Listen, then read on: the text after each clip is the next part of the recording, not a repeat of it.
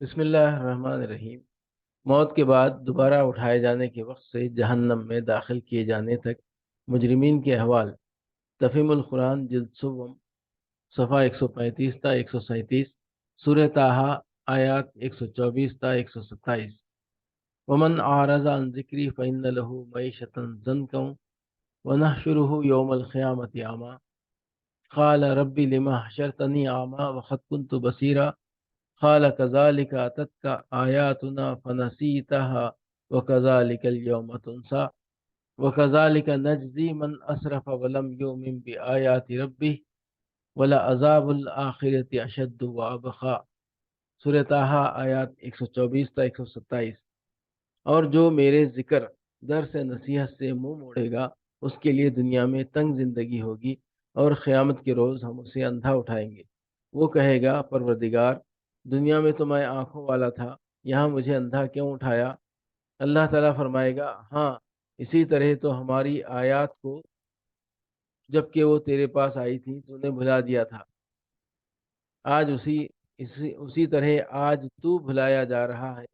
اس طرح ہم حد سے گزرنے والے اور اپنے رب کی آیات نہ ماننے والے کو دنیا میں بدلا دیتے ہیں، اور آخرت کا عذاب زیادہ سخت اور زیادہ دیر پا ہے۔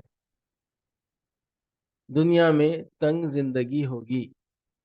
دنیا میں تنگ زندگی ہونے کا مطلب یہ نہیں ہے کہ اسے تنگ دستی لاحق ہوگی، بلکہ اس کا مطلب یہ ہے کہ یہاں اسے چین نصیب نہ ہوگا۔ کروڑ پتی بھی ہوگا تو بے چین رہے گا، ہفتے اقلیم کا فرمان روا بھی ہوگا تو بے کلی اور بے اطمینانی سے نجات نہ پائے گا۔ اس کی دنیاوی کامیابیاں ہزاروں قسم کی ناجائز تدبیروں کا نتیجہ ہوں گی، جس کی وجہ سے اپنے ضمیر سے لے کر گرد و پیش کے پورے اجتماعی ماحول تک ہر چیز کے ساتھ اس کی پیہم کشمکش جاری رہے گی، جو اسے کبھی امن و اطمینان اور سچی مسرت سے بہرامند نہ ہونے دے گی۔ قیامت کے روز ہم اسے اندھا اٹھائیں گے۔ اس جگہ آدم علیہ السلام کا قصہ ختم ہو جاتا ہے۔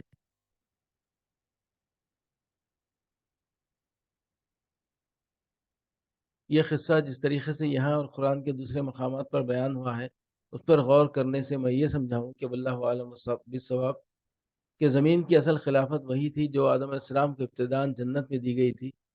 وہ جنت ممکن ہے کہ آسمانوں میں ہو، اور ممکن ہے کسی زمین پر بنائی گئی ہو۔ بہرحال وہاں اللہ تعالیٰ کا خلیفہ اس شان سے رکھا گیا تھا کہ اس کے کھانے پینے اور لباس و مکان کا سارا انتظام سرکار کے ذمے تھا، اور خدمتگار فرشتے اس کے حکم کے تابع تھے۔ اس کو اپنی ذاتی ضروریات کے لیے خطاً کوئی فکر نہ کرنی پڑتی تھی، تاکہ وہ خلافت کے بزرگ تر اور بلند تر وظائف ادا کرنے کے لیے مستعد ہو سکے۔ مگر اس عہدے پر مستقل تقرر ہونے سے پہلے امتحان لینا ضروری سمجھا گیا، تاکہ امیدوار کی صلاحیتوں کا حال کھل جائے اور یہ ظاہر ہو جائے کہ اس کی کمزوریاں کیا ہیں اور خوبیاں کیا۔ چنانچہ امتحان لیا گیا، اور جو بات کھلی وہ یہ تھی کہ امیدوار تحریص و اطماع کے اثر میں آ کر پھسل جاتا ہے، اطاعت کے عزم پر مضبوطی سے قائم نہیں رہتا، اور اس کے علم پر نسیان غالب آ جاتا ہے۔ اس امتحان کے بعد آدم علیہ السلام اور ان کی اولاد کو مستقل خلافت پر معمور کرنے کے بجائے آزمائش کی خلافت دی گئی، اور آزمائش کے لیے ایک مدت اجل مسمى جس کا اختتام قیامت پر ہوگا مقرر کر دی گئی۔ اس آزمائش کے دور میں امیدوار کے لیے معیشت کا سرکاری انتظام ختم کر دیا گیا۔ اب اپنی معاش کا انتظام انہیں خود کرنا ہے، البتہ زمین اور اس کی مخلوقات پر ان کے اختیارات برقرار ہیں۔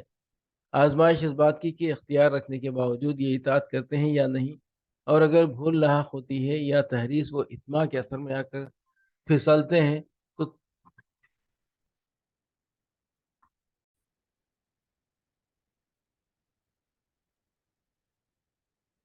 اور اگر بھول لاحق ہوتی ہے یا تحریص و اطماع کے اثر میں آ کر پھسلتے ہیں تو تنبیہ، تذکیر اور تعلیم کا اثر قبول کر کے سنبھلتے بھی ہیں یا نہیں، اور ان کا آخری فیصلہ کیا ہوتا ہے، طاعت کا یا معصیت کا۔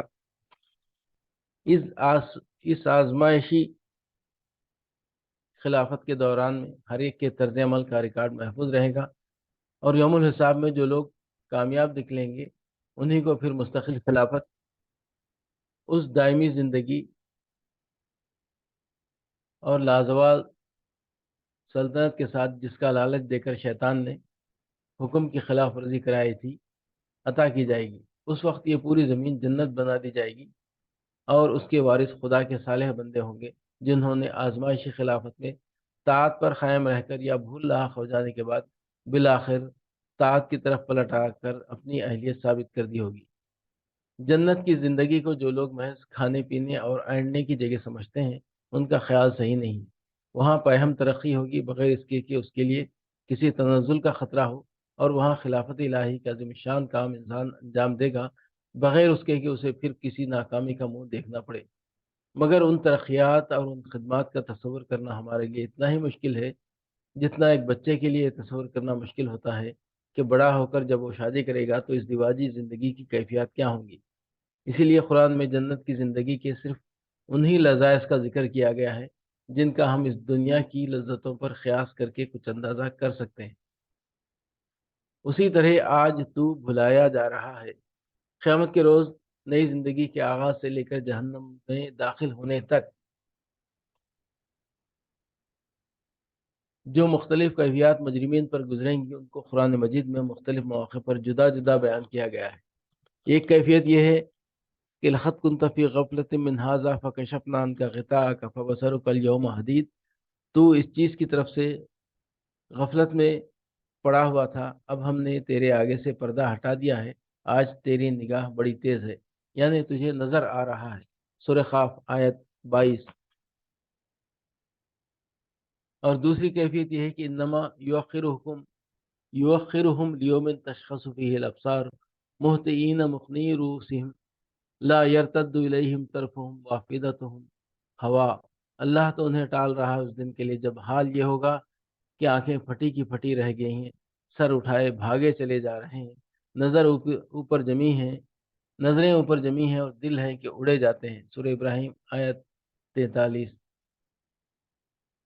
تیسری کیفیت یہ ہے کہ ونخرج یوم القیامت ونخرج له یوم القیامت کتابا یلقاہ منشورا اقرأ کتابک کفا بنفسک اليوم علیک حسیبا، اور قیامت کے روز ہم اس کے لیے ایک نوشتہ نکالیں گے جسے وہ کھلی کتاب پائے گا، پڑھ اپنا نامہ اعمال، آج اپنا حساب لگانے کے لیے تو خود ہی کافی ہے۔ بنی اسرائیل آیت 13-14۔ اور انہی کیفیات میں سے ایک یہ بھی ہے کہ جو آیت زیر بحث میں بیان ہوئی ہے۔ معلوم ایسا ہوتا ہے کہ خدا کی قدرت سے یہ لوگ آخرت کے ہولناک مناظر اور اپنی شامت اعمال کے نتائج کو تو خوب دیکھیں گے، لیکن بس ان کی بینائی یہی کچھ دیکھنے کے لیے ہوگی، باقی دوسری حیثیتوں سے ان کا حال اندھے کا سا ہوگا جسے اپنا راستہ نظر نہ آتا ہو، جو نہ لاٹھی رکھتا ہو کہ ٹٹول کر چل سکے، نہ کوئی اس کا ہاتھ پکڑ کے چلانے والا ہو، قدم قدم پر ٹھوکریں کھا رہا ہو اور اس کو کچھ نہ سوچتا ہو کہ کدھر جائے اور اپنی ضروریات کہاں سے پوری کرے۔ اسی کیفیت کو ان الفاظ میں ادا کیا گیا ہے کہ جس طرح تو نے ہماری آیات کو بھلا دیا تھا اسی طرح آج تو بھلایا جا رہا ہے، یعنی آج کوئی پرواہ نہ کی جائے گی کہ تو کہاں کہاں ٹھوکریں کھا کر گرتا ہے اور کیسی کیسی محرومیاں برداشت کر رہا ہے۔ کوئی تیرا ہاتھ نہ پکڑے گا، کوئی تیری حاجتیں پوری نہ کرے گا اور تیری کچھ بھی خبر گیری نہ کی جائے گی۔ اس طرح ہم حد سے گزرنے والے اور اپنے رب کی آیات نہ ماننے والے کو دنیا میں بدلا دیتے ہیں۔ اشارہ ہے اس تنگ زندگی کی طرف جو اللہ کے ذکر یعنی اس کتاب اس کے بھیجے ہوئے درس نصیحت سے منہ موڑنے والوں کو دنیا میں بسر کرائی جاتی ہے۔